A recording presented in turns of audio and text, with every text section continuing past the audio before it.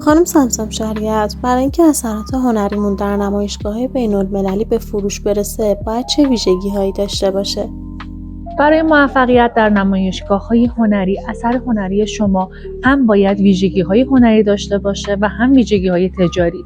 اولی و مهمترین نکته اینه که اثر شما باید یک داستان پشتش باشه، یعنی که حتما یک مفهومی رو برسونه تا بتونه ارتباط عاطفی با مخاطب برقرار بکنه.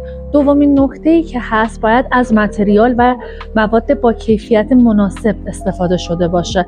هرچه کیفیت اثر شما بالاتر باشه قطعاً مجذوب‌تر. اگر اثر هنری شما این ویژگی‌ها داره، بهترین فرصت برای شماست تا بتونید در نمایشگاه‌های بین‌المللی آلمان شرکت بکنید و اثرتون رو برای نمایش و فروش عرضه بکنید.